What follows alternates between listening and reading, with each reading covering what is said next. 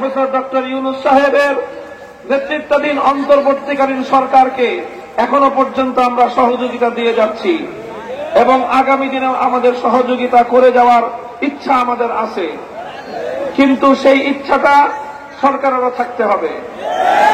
সরকারকেও বুঝতে হবে এদেশের ধর্মপ্রাণ মুসলমানদের সহযোগিতা ছাড়া এই দেশের সরকার পরিচালনা করা সম্ভব নয়। আমরা দেশের প্রশ্নে, মানবতার প্রশ্নে, ইসলামের প্রশ্নে কারো সঙ্গে আপোষ করতে প্রস্তুত না।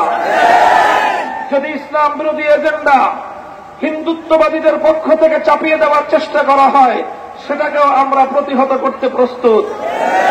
ইসলাম বিরোধী কোন এজেন্ডা যদি পশ্চিমা সভ্যতার পক্ষ থেকে, পশ্চিমের পক্ষ থেকে আমার দেশে আমদানি করবা অথবা চাপিয়ে দেওয়ার চেষ্টা করা হয়, সেটাকে আমরা রুখে দেওয়ার জন্য প্রস্তুত। হিন্দুত্ববাদী শিক্ষা ব্যবস্থাকে উৎখাত করার জন্য আমরা সংগ্রাম করে যাচ্ছি। অন্তর্বর্তীকালীন সরকার, শেখ হাসিনার সরকারের পরে ডক্টর ইউনূসের সরকার, আমরা লক্ষণ কিন্তু ভালো দেখতেছি না।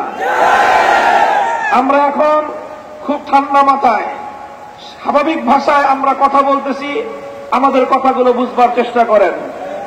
দুটি পয়েন্টে আমি সুনির্দিষ্টভাবে স্পষ্ট করছি আমাদের অবস্থান এবং বক্তব্য।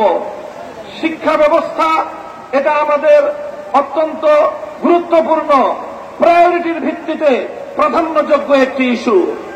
শিক্ষা ব্যবস্থায় হিন্দুত্ববাদ যেমন আমরা বরদাস্ত করব না, নাস্তিকবাদও আমরা বরদাস্ত করব না। কাজেই শিক্ষা কমিশনের মধ্যে যে সকল নাস্তিক মুরতাদদেরকে অন্তর্ভুক্ত করে আমার দেশের আগামী দিনের শিক্ষা ব্যবস্থায় সংস্কার করবার আপনারা চেষ্টা করছেন, এই নাস্তিক মুরতাদ রাম বামদেরকে এখান থেকে সরাতে হবে। সুনির্দিষ্টভাবে আমি দুটি নামের কথা বলছি, কায়সার মামুন এবং সামিনা লুৎফা। এই দুই কুলাঙ্গারকে শিক্ষা কমিশনে আমরা দেখতে চাই না। ট্রান্সজেন্ডারের নামে সমকামিতার অসভ্যতা, নোংরামি বাংলাদেশে বরদাস্ত করা হবে না। ম্যারিটাল রেপ, বৈবাহিক ধর্ষণ, এক নতুন আইনের ধারা সংস্কার করে অন্তর্ভুক্ত করার পায়তারা চলছে। অর্থাৎ বৈবাহিক সম্পর্কের পরেও স্বামী স্ত্রীর শারীরিক সম্পর্ক কোনোভাবে যদি তারা প্রমাণ করতে পারে যে সেই মিলনের মধ্যে স্ত্রীর অথবা স্ত্রীর সম্মতি ছিল না, এটাকে ধর্ষণ নামে আখ্যায়িত করে তারপরে তার স্বামীর বিরুদ্ধে কোরআন সুন্নাহ এবং আইন অনুযায়ী তার বৈধ স্বামীর বিরুদ্ধে মানবতা বিরোধী ধর্ষণের মামলা হবে। এই চলছে বাংলাদেশের ষড়যন্ত্র বাংলাদেশের বিরুদ্ধে। গর্ভধারণ, জোরপূর্বক গর্ভধারণকে মানবতা বিরোধী অপরাধ হিসেবে আন্তর্জাতিক মানবতা বিরোধী অপরাধ ট্রাইব্যুনালের মধ্যে বিচার করার আয়োজন তারা করতেছে। আমরা স্পষ্ট ভাষায় বলতে চাই, এই সকল ট্রান্সজেন্ডারের নামে সমকামিতা, বৈবাহিক রেপ নামে, বৈবাহিক ধর্ষণের নামে এদেশের ইসলাম প্রবর্তিত বৈধ সম্পর্কগুলোর উপর খবরদারি করা, গর্ভধারণের নামে ইসলাম বিরোধী কোন এজেন্ডা বাস্তবায়ন করার চেষ্টা করলে আমরা কারবালা তৈরি করব।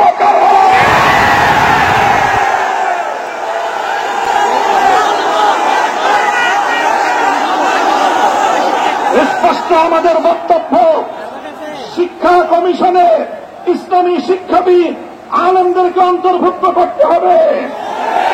সেই কমিশন আপনারা গঠন করেছেন, সেটাকে আমরা প্রত্যাখ্যান করছি। সেই কমিশন কোন কাজ করতে পারবে না, শিক্ষা ব্যবস্থার সংস্কারের প্রস্তাবনা দিতে পারবে না। সামিনা লুৎফা এবং কায়সার মামুনকে আমরা প্রয়োজনে অবাঞ্ছিত ঘোষণা করব। শিক্ষা ব্যবস্থা এবং ইসলাম বিরোধী, কোরআন সুন্নাহ বিরোধী কোন আইনের প্রশ্নে কোন আপোষ চলবে না। আমাদের আজকের ঘোষণার পর যদি কোন পদক্ষেপ গ্রহণ না করা হয়, আমরা আবার শাপলা চত্বরে যাব, আবার রক্ত দেব, আবার শহীদ হব, ইসলাম বিরোধী এজেন্ডাগুলোকে আমরা রুখে দেব। প্রস্তুত থাকবেন ইনশাআল্লাহ। আমাদের চূড়ান্ত সফলতা চূড়ান্ত গন্তব্য আল্লাহর জমিনে আল্লাহর খেলাফত কায়েম করা।